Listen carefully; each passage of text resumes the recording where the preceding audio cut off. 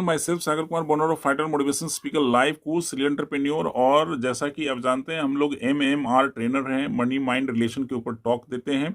और तो आज जो हमारी बातचीत होने वाला है वो रिलेशन के ऊपर होने वाला है, और प्रैक्टिकल रिलेशन के ऊपर हम लोग ये टॉक देने वाले हैं, क्योंकि रिलेशन के बिना आपका सफलता अधूरा होता है। रिश्ते के बिना आपका सफलता जो होता है अधूरा होता है। तो भाई आप एक परिवार के सदस्य के रूप में देखा जाए तो आप क्या चाहते हो, है ना? मैं अपने परिवार को एक सूत्र में बांध कर ही रखना चाहूंगा, है ना, या रहूंगा। ये भी आपका लक्ष्य होता है। लेकिन आज के चैलेंजिंग समय में आपके पास समय नहीं होता है, या आप लोगों के खर्चे इतना ज़्यादा होते हैं कि सब लोग अपने अंदर ही इन्वॉल्व हैं और एक दूसरे से बिल्कुल समय नहीं दे पाते हैं, केयर नहीं कर पाते हैं। और इस तरह से आज का रिलेशन जो है काफ़ी ज़्यादा, या त्याग की भावना नहीं रहा, समर्पण की भावना नहीं रहा, एक दूसरे के प्रति आदर सम्मान और कदर करने का वैल्यू नहीं रहा। इस तरह से देखा जा रहा है कि रिलेशन जो है छूटता जा रहा है, टूटता जा रहा है, लोगों में बिखराव आता जा रहा है। और अपने घर के अंदर जो खुशियां, प्रेम ढूंढने की लोगों की कोशिश थी, वो आज क्या करते हैं, या तो सोशल मीडिया पे प्रेम ढूंढते हैं, या फिर क्या करते हैं कि लोग अपने से बाहर निकल करके समाज में ढूंढते हैं। और पराये तो पराये ही होते हैं और अपने तो अपने ही होते हैं। तो ये चीज पे लोगों का विश्वास धीरे धीरे उठता जा रहा है, और अपनी खुशी, अपना प्यार, अपना प्रेम जो है लोग आज बाहर ढूंढने लगे हैं। तो देखिए किस तरह से हम लोग क्या किया जाए। मान लिया जाए कि बीज को पेड़ बनने में मदद करें, है ना। कोई बीज है तो फैमिली में जो घर के मुखिया होते हैं और उनके घर में जो भी ग्रोइंग मेंबर हैं, जैसे उनके बच्चे हो सकते हैं, कोई भाई हो सकता है, कुछ भी ऐसा हो सकता है, तो एक बीज के रूप में उनको देखें। और स्टार्टिंग में क्या करना होता है कि जैसे आप बीज का केयर करते हैं, उसी तरह से अपने घर के वो मेंबर्स को आप केयर करें जो ग्रो हो रहे हैं। और जब ग्रो होंगे, एक दिन पेड़ होंगे, जब पेड़ का रूप लेंगे तो फल आएगा, छाया भी मिलेगा, फूल भी मिलेगा, वो घर में खुशियां आएगा। लेकिन आज के डेट में ऐसा नहीं हो पा रहा है, नहीं हो पा रहा है।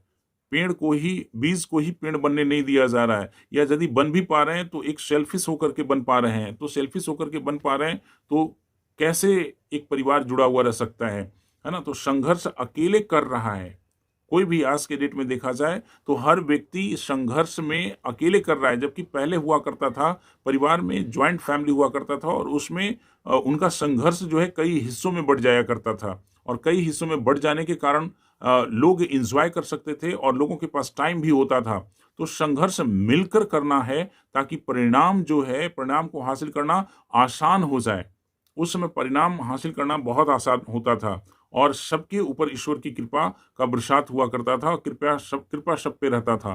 तो इन सब चीज़ों में देखा जाए तो हम लोगों को क्या करना होता है कि परिवार के बीच में हम लोगों को आवाज़ पे नियंत्रण करना होता है, भावनाओं को समझना होता है, प्रेम को बढ़ावा देना होता है, और सहयोग की भावना आपको उत्पन्न करना होता है, और त्याग को भी आपके अपने दिल में जगह देना होगा। यदि ऐसा नहीं करते हैं तो लाइफ में आप ग्रो नहीं कर पाएंगे, परिवार एकजुट नहीं रह पाएगा। तो ईश्वर सबको सद्बुद्धि दे कि इस तरह की सद्भावना सबके मन में आए, है ना। सबसे पहला, जग जीतने से क्या फायदा जब आप घर ही को नहीं जीत पाए। तो सबसे पहले आपको होम टीम को मजबूत करना होगा। होम टीम को मजबूत करने समय कुछ आपके कड़े डिसीजंस भी हो सकते हैं, है ना। आपका निर्णय कड़ा भी हो सकता है ना। और उस समय व्यक्ति को लग सकता है कि टफ निर्णय लिया जा रहा है। तो भाई कभी कभी लाइफ में परिवार में एक संस्कृति डेवलप करने के लिए, एक मरता हुआ संस्कृति को डेवलप करने के लिए, व्यवहार को सुधारने के लिए कभी कभी आपको एक स्ट्रिक्ट स्टेप भी लेना पड़ता है। तो आप लेने से पीछे ना हटें, स्वयं को मजबूत करना होगा।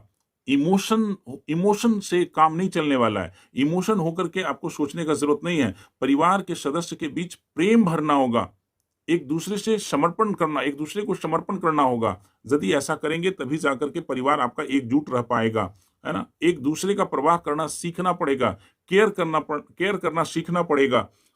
ए हे ईश्वर, मेरे परिवार के ऊपर कृपा की ऐसी बरसात रखना ताकि एकजुटता बना हुआ रहे। तो ये त्याग समर्पण के बल पे ही आ पाएगा।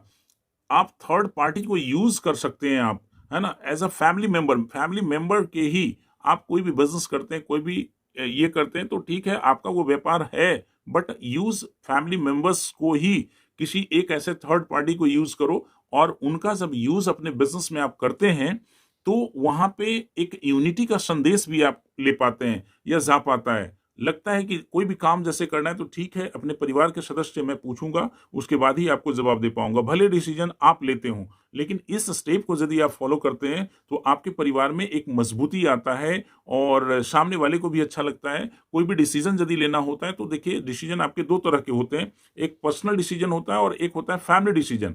तो पर्सनल डिसीजन आप ले सकते हैं, बट सलाह तो लोगों से ले सकते हैं। और एक होता है फैमिली डिसीजन। तो फैमिली डिसीजन में आपको हर एक व्यक्ति का सहमति आपको लेना जरूरी होता है, और इन्हीं सब चीजों से कहीं ना कहीं मिस्टेक होता है। मिस्टेक होने के कारण आप फेल होते हैं, और फेल होने के कारण कहीं ना कहीं दरार आना शुरू होता है, जिसके कारण फैमिली में मजबूती नहीं आता है, यूनिटी नहीं आता है, और लोगों को मिसकम्युनिकेशन हो जाता है। तो रिश्ते जभी भी आपको जिंदा रखना है तो कम्युनिकेशन बहुत ही जरूरी है, कम्युनिकेशन को रोकना नहीं है। और यदि आप रोकते हैं तो कहीं ना कहीं मिस्टेक ऐसा होगा जिससे परिवार में दरार बन करके आएगा, उभरेगा। So friends, wish you all the best.